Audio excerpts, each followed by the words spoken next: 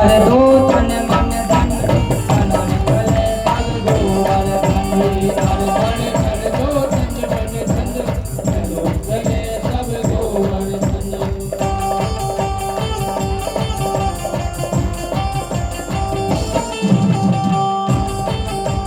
बोलो गोवर्धन भगवान की, जयराज भगवान की।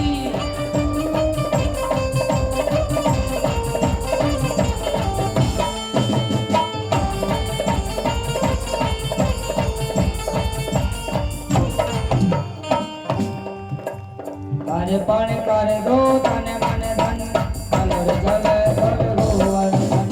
पण कर दो तन मन धन चलो चले सब गोवर्धन। बोलो गोवर्धन महाराज की जय हो, गिरिराज महाराज की जय हो।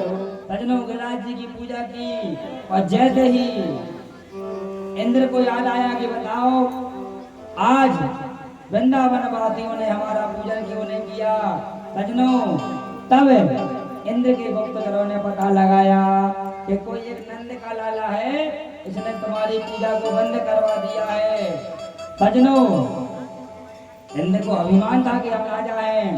तब इंद्र ने, आप सब जानते हैं, इंद्र ने किनको आदेश दिया, मेघों को गणम सात्विकम नामो मेघानाम शांतिकम इंद्रम प्रचोदय क्रोधो वाक्यम चाहे मनायत। इंद्र ने कहा कि जाओ, इनको साल तक मेघों को आदेश दिया कि जाओ मेघो और जाकर के सारे ब्रजमंडल को बहा दो, उन पहरियाओं और धुरियाओं को, जंगलियों को इतना अभिमान कि उनने हमारी पूजा को बंद करवा दिया। जाओ उन्हें मजा चखा दो और सारे ब्रजमंडल को पानी में बहा दो। सजनों तल तलाते बिजली कड़कने लगी और सारे ब्रज में ऐसी बारिश हुई, ऐसी बारिश हुई, ऐसी बारिश हुई। लेकिन जैसे ही बिजलियां कड़की सब ब्रजवासी घबराए और घबरा करके नंद की लाला के पास पहुंचे। बोले लो हो गई आफत, तुम्हारे कहने पर हमने इंद्र की पूजा बंद कर दी। देखो कैसे बादल ललचा रहे हैं, बिजलियां तड़तड़ा रही हैं। अब क्या होगा, तुम्हारे चक्कर में गोकुल से भागकर वृंदावन आना पड़ा। अब कहाँ जाए गद्दा, तुमने तो हमारी जान ही खा ली थी। तब जाकर के सजनों भगवान कहते हैं कि नहीं, जिनकी हमने पूजा करी है हमें उनकी शरण में चलना है। जीवन की डोर सौंपना गिरिराज की शरण में, सर्वस्व अर्पण करना गिरिराज की शरण में। सजनों जैसे ही बिजलियां कड़कनी तो फिर हमारे कन्हैया ने यहाँ पर एक लीला की। क्या की, मात्र 7 वर्ष के कन्हैया ने 7 कोस के गिरिराज जी को 7 दिन 7 रात्रि अपनी कनिष्ठा इकन्नी उंगली पर धारण किए रहे। आप सबने देखा कि जैसे ही भगवान ने गिरिराज जी को गोवर्धन पर्वत को उठाया, ग्वाल वालों ने सोचा कि चलो हम भी छड़ी लगा लेते हैं। जब 7 दिन हो गए तब सजनों ऐसी कथा आती है। ग्वाल वालों के भाव को देखो। ग्वाल वालों ने कहा, अरे लाला हम थक गए होंगे, कम से कम हम लठियां लगाए, लट्ठे लगाए मोटे मोटे, तुम थोड़ा घूम खड़ाओ, अब तो पानी बंद हो गया। सजनों जैसे ही भगवान ने जरा सी उंगली नीचे की कि सारी लकड़ियां टट टट करके पूरी पड़पड़ा करके टूट गई। सबने कहा लाला बचाओ। तब सजनों भगवान ने गोवर्धन के लिए दोबारा से साला भरे सी कथा आती है कि ग्वाल वालों ने पूछा कि लाला आकर यह बताओ कि तुम्हारी इस उंगली में इतनी ताकत कहाँ से आई। सब लोगों ने सुना होगा, बहुत अच्छा छंद है। कछु माखन को बल बड़ो, कछु माखन को बल बड़ो, करी कछु गोपन करी सहाय। श्री राधे जो की कृपा से मैंने गिरवर लियो उठाए। बोले कछु आप लोग का जो माखन हमने चुरा के खाया उसकी ताकत, कछु कुछ आप लोग का प्रेम और कुछ जगत की अधिष्ठात्री देवी माँ राधे रानी की कृपा से मैंने श्री राधे जी की कृपा से मैंने गिरवर लियो उठाए। बोले सजनों ऐसी कथा आती है। इंद्र ने सोचा कि हमारा जो टैंकर है वो खत्म हो जाएगा, चलो भैया बहुत है, अब तो पूरा ब्रजमंडल बह गया होगा। तब जाकर के गणों को आदेश दिया तो देख के आओ पूरा ब्रजमंडल बहा गई बहा। इंद्र के गण आए और गणों ने सजनों जब देखा तो देख करके आश्चर्य चले गए। क्या होगा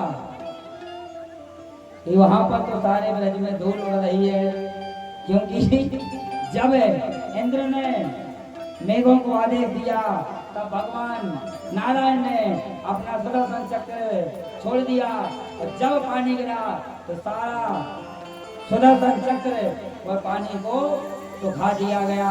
सब लोग जानते हैं जब इंद्र को गणों ने बताया तो गणों ने जगह बोले भैया वहां तो कुछ नहीं है, वहां तो धूल हो रही है। और जब इंद्र ने आकर देखा तो जब इंद्र को पता चला कि अरे ये तो बहुत लफड़ा हो गया, तब जाकर के सजनों इंद्र भगवान श्री कृष्ण की शरण में गया और प्रार्थना करता है, जय रघुवंश बनज बन भानु गहन धनुज फल दहन किसानु। अनुचित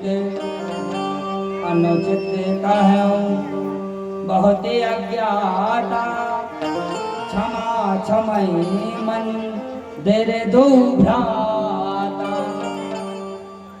जाकर के फिर इंद्र ने जाकर के बलराम जी से और भगवान श्री कृष्ण से क्षमा मांगी, हे प्रभु हम आपको पहचान नहीं पाए थे, आप ही। इंद्र बड़ा होशियार, इंद्र कहता है कि क्षमा क्षमा मंदिर दो भ्राता, हे प्रभु आपने ही हमें शक्ति दी है और आपने ही उस शक्ति हमसे ले ली, आप जानो और आपका काम जाने। सजनों इस प्रकार से भगवान लीला करते हुए आगे जा रहे हैं। बोलो भक्त वत्सल भगवान की। आगे चल करके एकादशी के व्रत के बारे में आता है। ऐसी कथा भागवत जी में आती है कि जिस दिन भी एकादशी हो उस दिन हमें अन्न का पान नहीं करना चाहिए। लेकिन सजनों मैं आपको बता दूं, आज का आदमी पूजा पाठ से बहुत ज्यादा भागता है केवल खाने के लिए।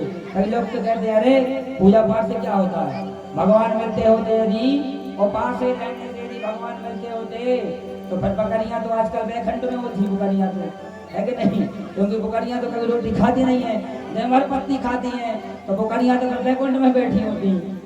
तो हमारा जिसने बैठते सही बात है। सजनों आपका मन करे तो एकादशी को व्रत को रहें, ना करे तो व्रत करने का सीधा साथ आप जान लें। मानस में लिखा है कि क्रोध न छोड़ा, क्रोध न छोड़ा, लोभ न छोड़ा, तूने सत्य वचन क्यों छोड़ दिया। क्रोध न छोड़ा, लोभ न छोड़ा, सत्य वचन तूने छोड़ दिया। राम भजन क्यों छोड़ दिया। सजनों हम तो कहते हैं भले भले आप दिन में 10 बार खाएं, पर जीवन में ना क्रोध करें, ना लोभ करें और ना ही सत्य को छोड़ें। क्योंकि लिखा है, बाबा कहते हैं कि धर्म में न दूसरे सत्य समाना, आगम निगम पुराण बखाना। धर्म में न दूसरे सत्य समाना, गावजे गावे पुराण बगारा।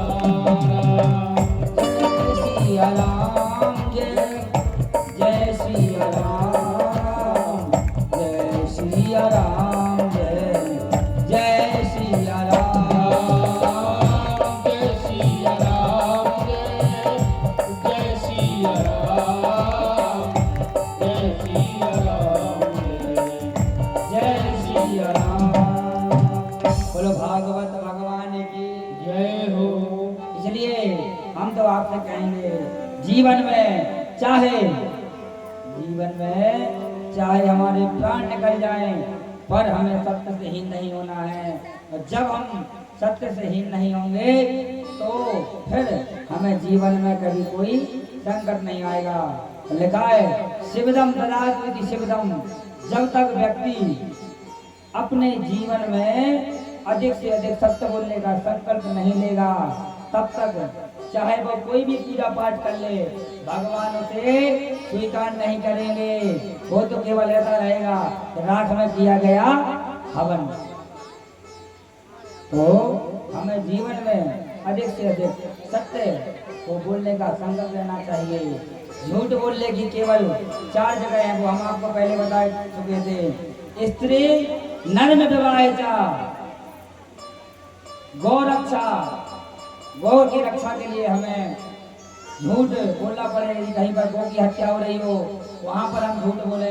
किसी कन्या का विवाह हो रहा है, क्योंकि समय का अभाव है, क्योंकि बता नहीं, हम पहले बता चुके हैं। तो हमारा कहने का मतलब है जब किसी के यदि प्राण बच रहे हो और आपके झूठ बोलने से, तो ही हमें झूठ बोलना है, नहीं तो हमें जीवन में फिर कभी भी झूठ नहीं बोलना है। बोलो भागवत भगवान की जय हो। आगे चल के सजनों धीरे धीरे भगवान अपनी लीला को करके आगे बढ़े। और इसके बाद में रास लीला आई। रास के बारे में तो आप जानते ही हैं, रसा नाम समूह रासा। भगवान ने गोपियों के साथ में रास किया। रास किसी स्त्रियों के साथ में नहीं किया, किसी कन्याओं के साथ में नहीं किया।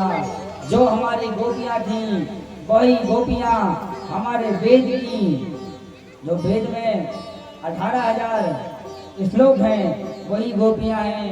और उपासना कांड के जो 80,000 मंत्र हैं, वह भी गोपियां हैं। ध्यान देना, जिस गोपियों के बारे में अक्सर लोगों के मन में रहता है कि भगवान ने रास किया, हम भी रास करेंगे। तो देखो भगवान की पूजा तो कोई नहीं कर सकता। अक्सर लोग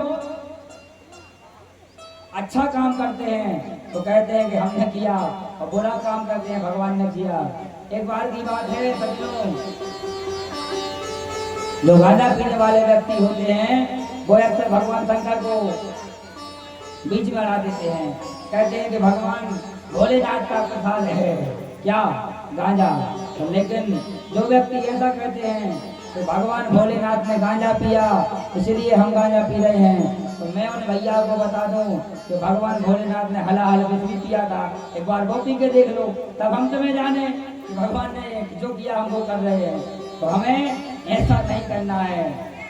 भगवान ने जो किया वो हमें नहीं करना है। हमें भगवान ने एक मार्ग बताया है कि हमें केवल भगवान का भजन करना है। बोलो भागवत भगवान की जय हो। आगे चल करके रास, क्योंकि भागवत जी में 2 प्रकार के रास हुए हैं। एक रास पंचाध्यायी कहते हैं, और एक कहते हैं महाराज। तो पहले आती है रास पंचाध्यायी की कथा। संक्षिप्त में आप इतना ही जान लो। हे भगवान पिता रात्रि चल दो फुल्ल मल्लिकाम वीर क्षस्तो वीर गते मना सक्रिम मया रता। भैया थोड़ी जगह करो।